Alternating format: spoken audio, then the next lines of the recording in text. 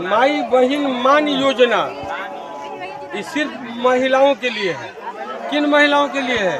जो 18 साल से ऊपर और 90 साल के नीचे की जो महिला है, ये उनके लिए है। जब महागठबंधन की सरकार बन जाएगी, अभी चुनाव होने के बाद अगर ये जीत कर आते हैं तो हर महिला को जितना रजिस्ट्रेशन हो गया है या होगा, उन महिलाओं को प्रति महीना यानी हर महीना 2500 रुपया दिया जाएगा सरकार बनने के बाद। इसके बाद और सारी योजनाएं हैं महागठबंधन की, वो सारे ऐसी को योजनाओं को जमीन पर लाने का काम की सरकार करेगी।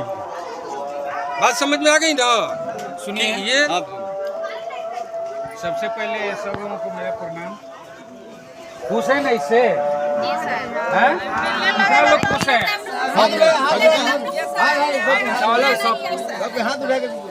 तो जब वोट दीजिएगा, देखिए वोट दीजिएगा हाथ छाप को, तभी ना ये मजबूत होगा, तभी ना कुछ पकड़िएगा। इस योजना को चलाने वाले कौन हैं? जननायक राहुल गांधी जी, यानी कौन? कांग्रेस अध्यक्ष यानी भारतीय राष्ट्रीय कांग्रेस पार्टी इस योजना को लाई है। तो सबसे पहले समझिए कि हमारा देश जब गुलाम था तो उसको आजाद कराने का काम किसने किया? कांग्रेस पार्टी ने। 1885 में, इतना साल पहले कांग्रेस पार्टी की स्थापना हुई। और स्थापना कब हुई? जब ब्रिटिश गवर्नमेंट यहाँ पर था। तो उस समय का मिशन था कि देश से ब्रिटिश सरकार को भगाना है। तो कांग्रेस पार्टी ने देश से उसको भगाने का काम किया। हमारे महात्मा गांधी, नेहरू जी, पटेल जी, न जाने कितने तमाम लोग उनको देश से मार मार के भगाने का काम किया। कितने लोग शहीद हुए। तो उनका मिशन था कि देश से भगाना है, देश में आज़ादी लाना है। तो आज़ादी आ गया। उसके बाद हुआ कि भाई हम जब आज़ाद हो गए तो हमारे लिए एक संविधान होना चाहिए। तो एक संविधान बना जिसमें सबको एक अधिकार मिला। और वो अधिकार, सबसे बड़ा अधिकार क्या है? वोट देने का अधिकार। यानी कैसे हमको जिंदगी काटना है, कैसे रहना है, तो उसमें संविधान में सारी बातें आई। उसी में आरक्षण हुआ, सारी तमाम चीजें हुई। तो आरक्षण भी लाने का काम, संविधान को लाने का काम किसने किया? तो कांग्रेस ने किया। उसके बाद हुआ कि भाई बच्चों को पढ़ाना है।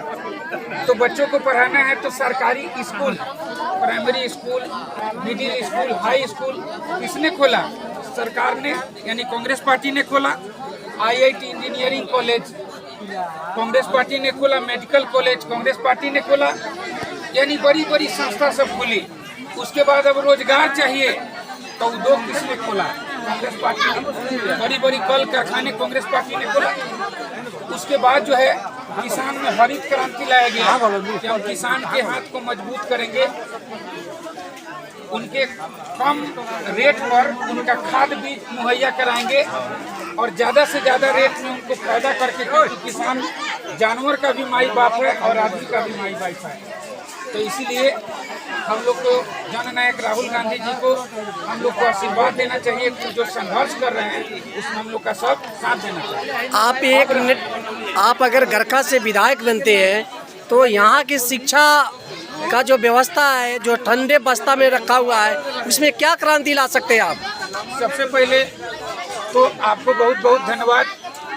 और इतनी धूप में सुबह से आप आके हम लोग का इंतजार कर रही हैं, इसके लिए भी माफ़ी मांगते हैं और आपको प्रणाम करते हैं। लेकिन मेरा मिशन है, हम एक्चुअल में शिक्षाविद रहे हैं। हजारों स्टूडेंट को मैंने IIT से इंजीनियर बनाया, 400-500 को डॉक्टर बनाया, IAS IPS भी बने हैं। तो ये सब गांव से ही बच्चे जाके बने। लेकिन आज इतनी महंगाई है कि गांव से बच्चों को दूर भेजकर पढ़ाना काफी मुश्किल है कि नहीं। तो इसीलिए जननायक राहुल गांधी जी के आदेशानुसार। विद्यार्थी जी, मैं आपसे यहाँ एक चीज़ जानना चाहेंगे यहाँ तो लोग इंजीनियरों की सपना दूर दूर तक नहीं देखते, ताकि इनकी जो बेसिक शिक्षा है, प्राइमरी शिक्षा है, वो सुचारू ढंग से नहीं मिल पा रहे। तो मैं वही तो बता रहा हूँ कि मैं इसी के लिए यहाँ पर आया हूँ, शिक्षा को दुरुस्त करने। क्योंकि जब आपके पास में शिक्षा हो जाएगा, बच्चे पढ़ जाएंगे, बच्चे पढ़ के अच्छी नौकरी लेंगे तो उनको रोजगार भी मिल गया, और इस घर का, इस गांव का, इस देश का भी विकास किसमें? शिक्षा में। तो उसी शिक्षा को देने के लिए मैं यहाँ पर आया हूँ।